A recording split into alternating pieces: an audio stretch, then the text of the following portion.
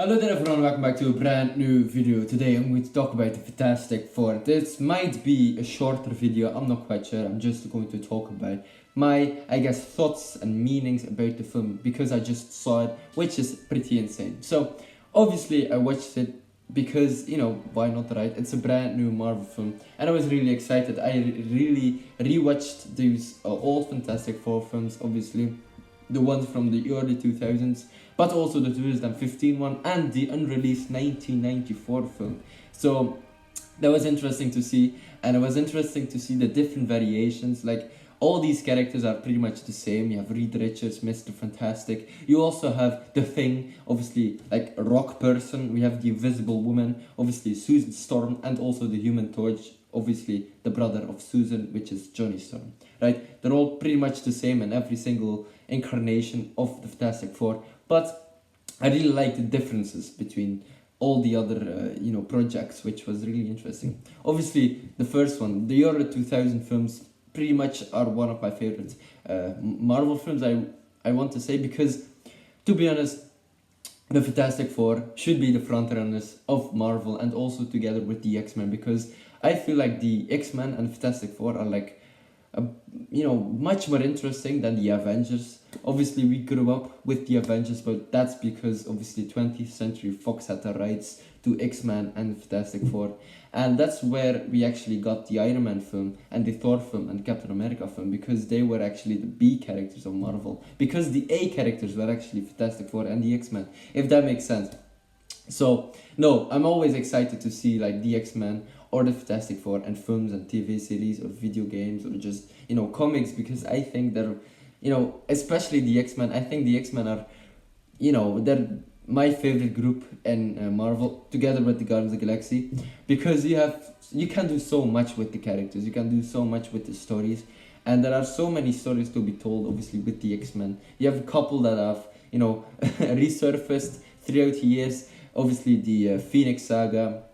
We also obviously have, I believe, the Apocalypse story has already been said multiple times. But I think, X-Men 97, the X-Men 97 rebooted season, the new one, not the old one. I've seen that one and I really liked it, and I really liked that they included Gambit and Rogue, and obviously, what was it, Morph 2, that's also another X-Men character. I haven't seen the 90s TV show. I should probably pretty much look into that and should watch it, obviously, because I'm really excited for that. But anyway, let's go back to the Fantastic Four. I think the Fantastic Four are, they're Marvel's first family, created by Jack Kirby and Stan Lee.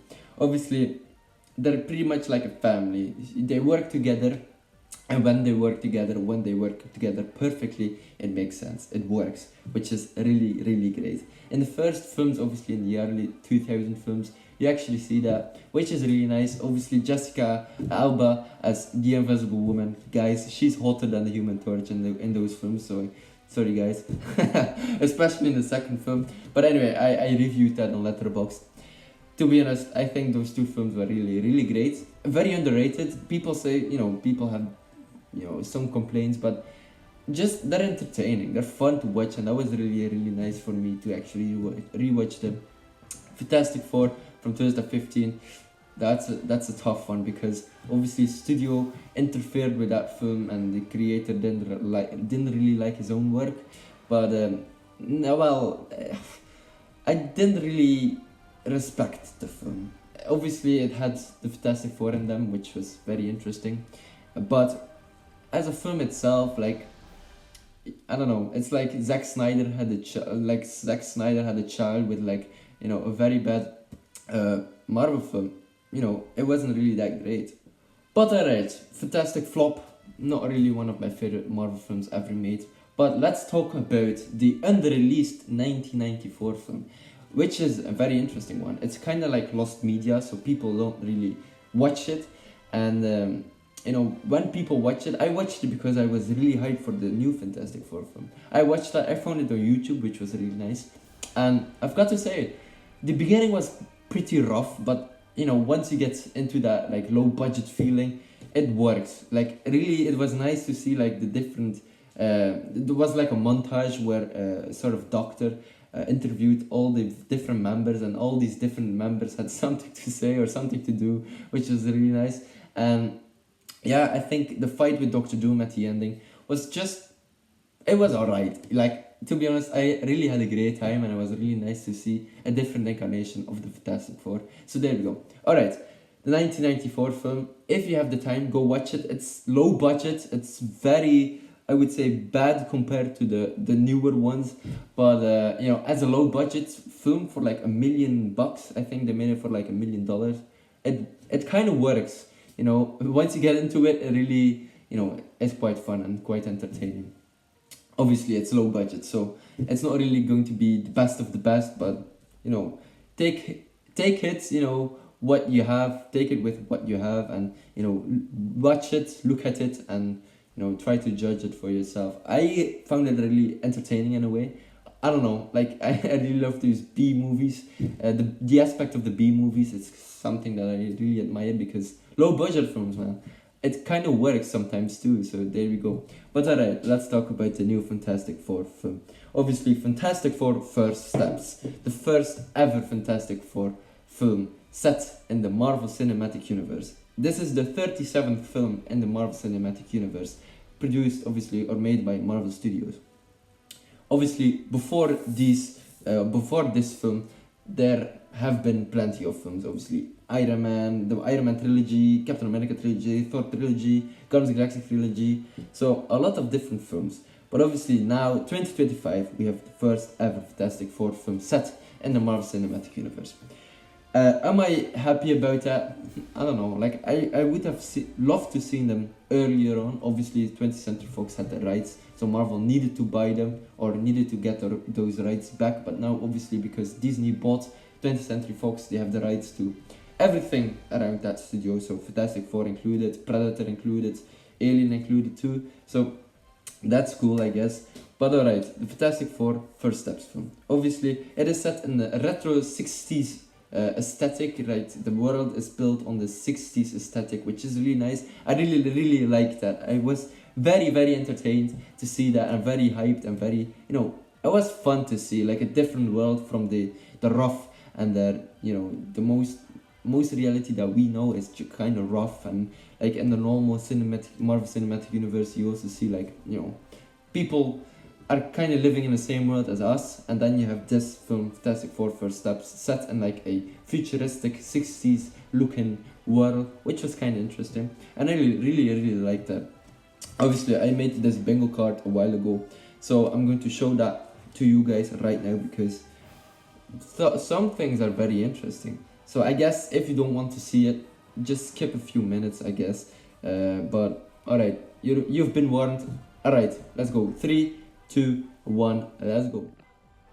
So this is my bingo card. You can see different squares here. Obviously, you have different characters and things to talk about. So let's start off here. Doctor Doom. Doctor Doom was, I guess, kind of seen and mentioned.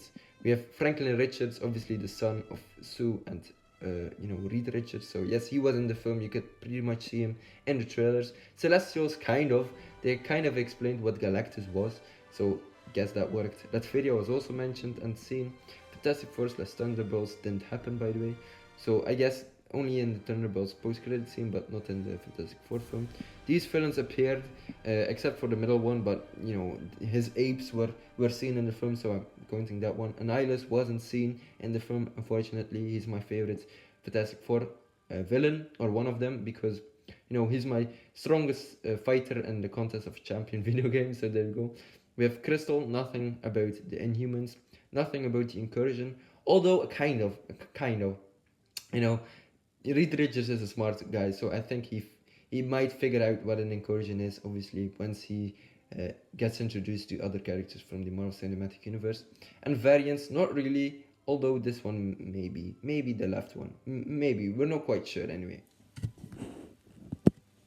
Alright, I'm not really going to make this video like very, you know, posh, very well edited. I'm just going to tell you about my thoughts, my, you know, reactions about the Fantastic Four film, because I think it's pretty much worth it. You know, go watch this film. It's really nice.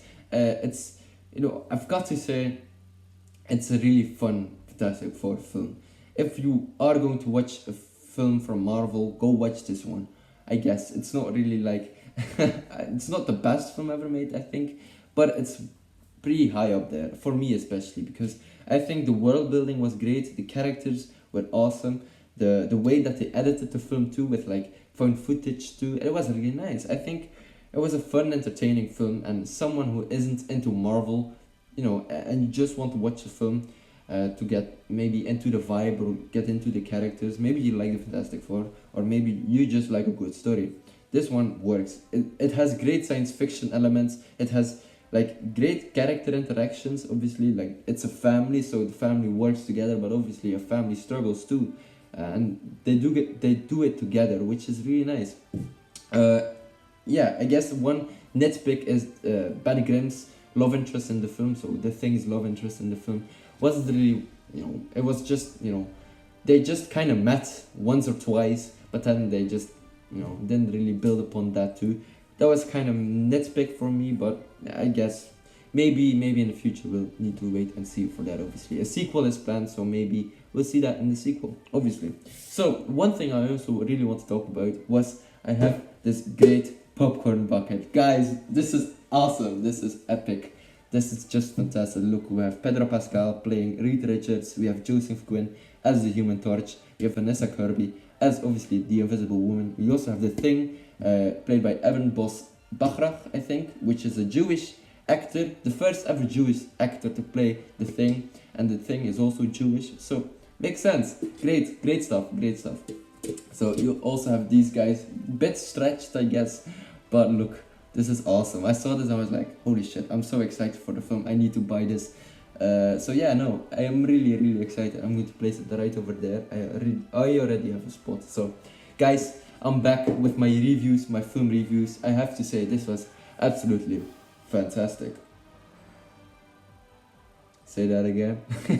No, just kidding. Ladies and gentlemen, hopefully you enjoyed this video. I was really excited to watch this film, and there are people that just don't like the way that they're going to establish Doomsday with this film. I'm not quite sure why you put this like that, but Avengers Doomsday is just around the corner. Maybe in a year and a half it's going to release, or maybe in 2 years or something like that. Anyway, so yeah, I think Fantastic Four, I just love the team. I love the X-Men, so hopefully the X-Men film will be as great as this one. This is a love letter, I guess, to like Jack Kirby and Stan Lee, because they created the characters. Jack Kirby obviously designed the characters, Stan Lee wrote the stories. They're very important, both of them. Stan Lee mostly appear in like films and cameos and different things, but Jack Kirby himself is also so interesting and so, I guess, important to this fantastic family. They're great characters, and without him, this film wouldn't be made. And I'm really praising the film here, but I think it's the best films released after Endgame. I've got to say this, and I don't really say that a lot, but I think Guardians of the Galaxy 3 was also a great film. The Thunderbolts I haven't seen, unfortunately, guys. Don't shoot me dead here, but I should check that out too. Obviously, if it releases on Disney Plus, I'll check it out for sure the first day it releases. But ladies and gentlemen, hopefully you enjoyed this video. Don't forget to like and subscribe. And I guess hopefully you enjoyed my review. It's been a while since I last did a full-on face-to-face review. I'm not going to cut this widely. I'm not going to do different editing things. I just want to talk about my thoughts about the film. I guess my first thoughts after watching the film. I just got this great bucket, and I'm going to use it so much, I think, when I'm going to watch a film, which I do every single day. So maybe this might come in handy, and I'm really excited because Fantastic Four is absolutely fantastic. Anyway, ladies and gentlemen, hopefully you enjoyed this video. Don't forget to like and subscribe, and I will check you later. Goodbye, everyone. Bye-bye.